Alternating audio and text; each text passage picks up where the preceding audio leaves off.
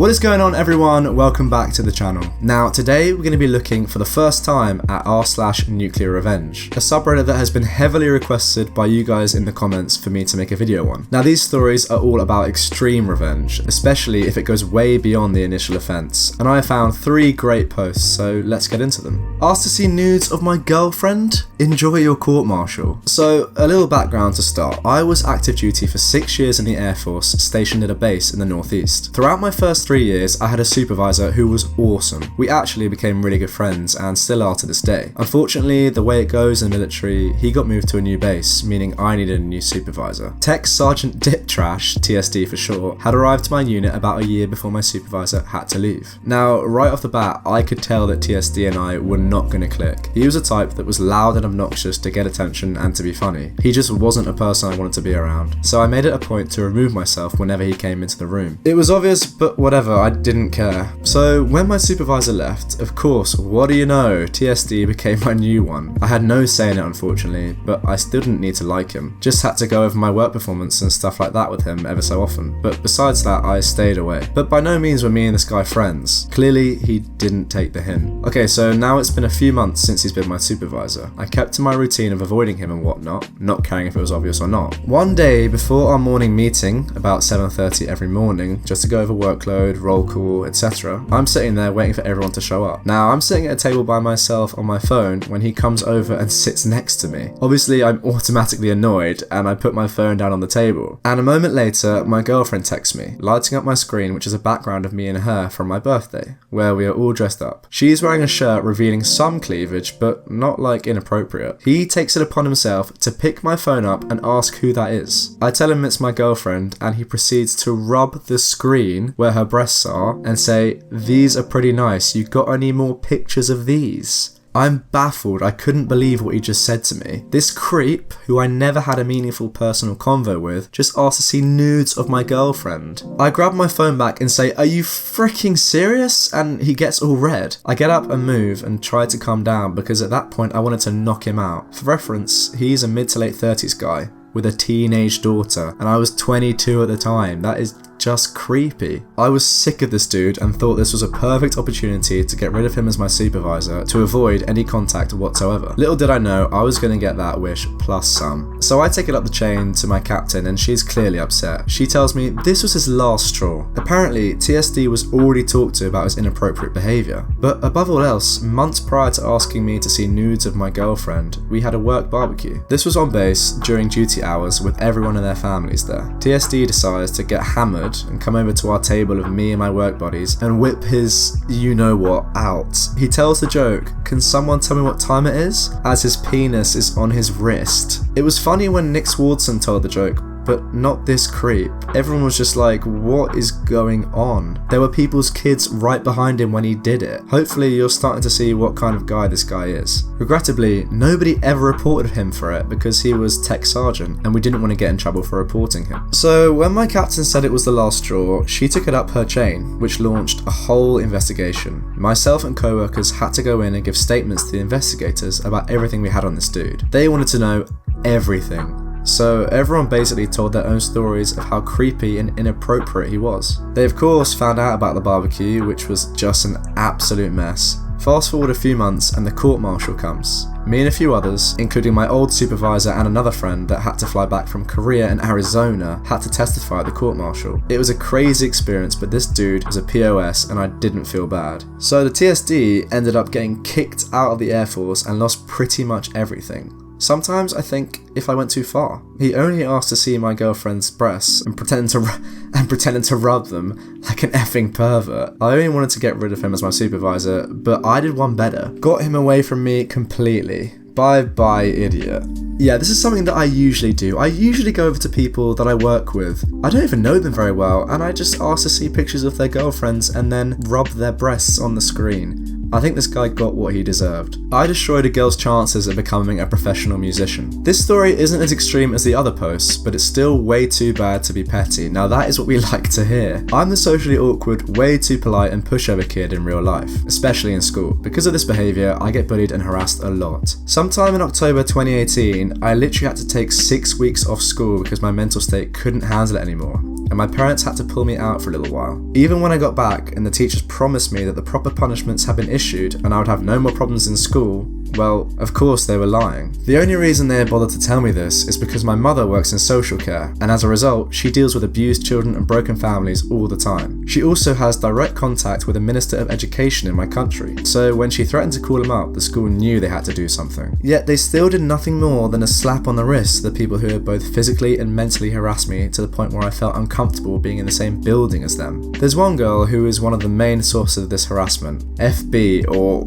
you know what. She is a music student and her parents are extremely proud of her talents in piano and violin. This is important for later. I'm a music technology student, which, if you didn't know, is basically the technical side to all the songs and media you hear nowadays. How does singer A sound so good? Usually, music technology is involved. Both of these subjects are taught at the same time, and they're both in the music block at my school. Unfortunately, FB is in music the same time as I'm in music technology, and our classrooms are right next to each other. About a week ago, FB came into my classroom whilst we were busy getting our final projects done. These projects are worth 70% of the overall mark in music technology, so you have to do good in them or you're not going to pass. My computer is the closest to the door, so I'm the first one to see FB come in. Since we are a trusted class and there's only about 7 of us, the teacher usually goes off on an errand or helps out with another class whilst leaving us to work. FB turns to me and asks where the teacher is. The teacher was off covering another class that period and came in every 15 or so minutes to check that we weren't messing about. I tell FB that she's not here, and FB scoffs and rolls her eyes at me like it was my fault the teacher wasn't there. But I'm too socially awkward and anxious to do anything, so I just turn back to my work. FB clearly doesn't like that there's no reaction from me and tugs on the cord of my headphones.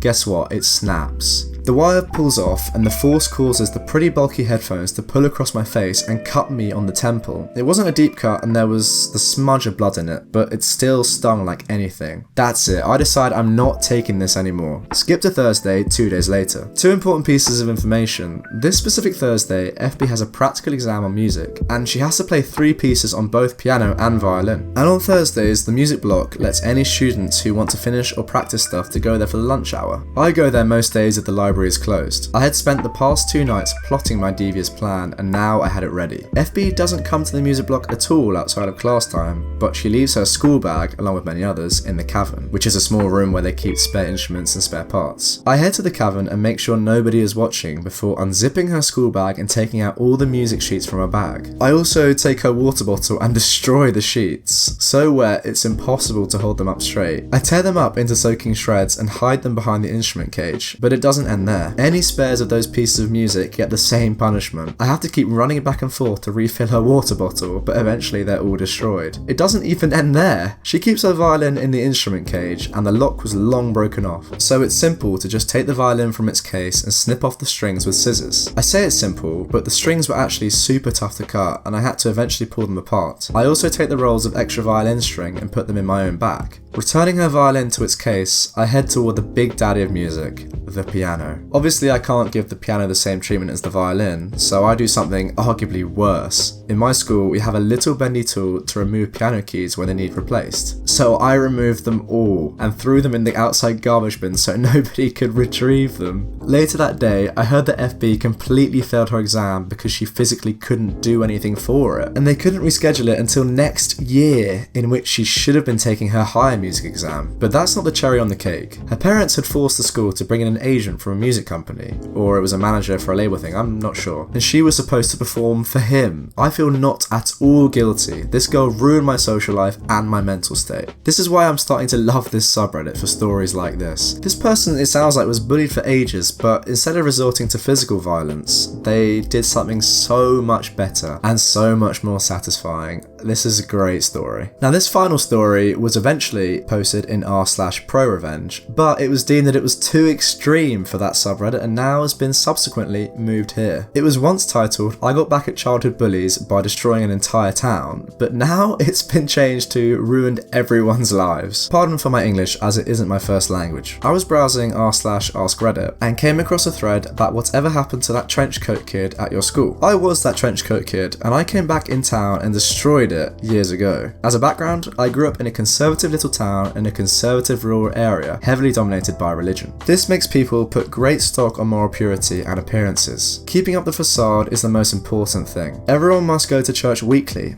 and people are heavily judged for appearing sinful. This was a bad thing for me as the cards were heavily stacked against me from birth. You see, I'm a rape baby. My mother lost her parents when she was young and was taken in by her uncle and aunt. The uncle had an important position in the local religious hierarchy. Oh, I see where this is going. So when he and a couple of friends started sexually abusing my mum, it was ignored by everyone. That is so sad. When she got pregnant, it was painted at showing that she's a harlot running around seducing married men. She was cast out. Why she didn't move out of town, I don't know, but yeah. There I became into the picture. Born out of wedlock and with no father, branded as a sinful outcast. My childhood was awful. I don't go into details, but enough to say that by the time I started going to school, I was quite damaged. School made it worse. I was bullied relentlessly. Teachers were a part of it, since they were all part of the religious community, which saw me as stained. Imagine being the only black kid in a town run by the KKK and you get close to how it was. So yeah, in school, I became that trenchcoat kid, or its local cultural equivalent.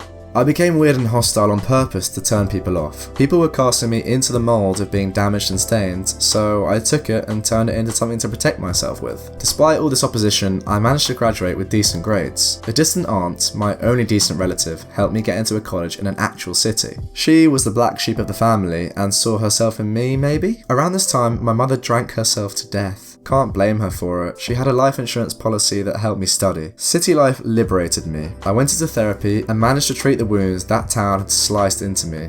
I got rid of that trashy town, but I guess some part of it never left me. Years went by. I became a sort of analytical consultant. I work for an international company that does sort of out-of-the-box analysis for other companies. I won't go into details to protect my identity, but we assist in solving all kinds of situations. Well, in my line of work, I'm sometimes called in to help downsizing operations. This sucks, I feel for the people who get fired, but if I didn't do it, someone else would. A couple of years ago, I got an assignment to go into 3 different factories and assess them wholesale, then come with a suggestion on which of them to move abroad. My hometown was among those 3 factories. You see, this trashy town I grew up in was one of those one-smoke stack towns, like we say in my country. There was one factory and some agriculture. Everyone worked in those jobs, like 60% of people in the factory. The rest of the economy rolled around supporting the factory and the people working there. Most of the people were looking forward at nothing but a job at the factory after getting out of school. Wow, imagine leaving school and having to just go straight into a factory for life in that town. The religious community running the town ran the factory as well. The big shots in the community tended to be bosses in the factory.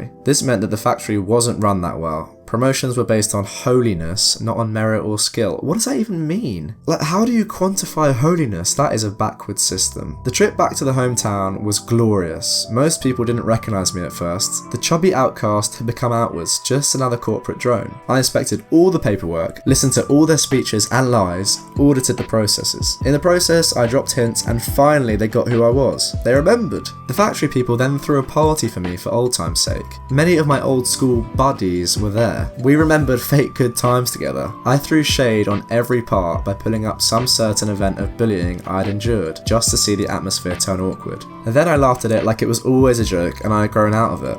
Inside, I was seething with hatred and enjoying this all. I really loved seeing their faces, seeing what they had become, because I was going to take it all away from them. In the end, they seemed relieved, believing that they were lucky it was me doing the audit, that the hometown boy would protect them. After my visit, lasting a couple of days, was over, I cruised around the town in my rented car, just to see how the people lived and to remember what it was like. My state of mind was something close to sexual arousal. I had never understood why people pursue positions of power, but yeah, now I understood. The rest is, as they say, history. I wrote a really scathing report documenting every little flaw and mistake ever done in the town plant. I didn't even need to lie or fabricate, I simply took things that existed and polished them till they looked even worse than they were. The factory was shut down, and in the following 3 years the town died.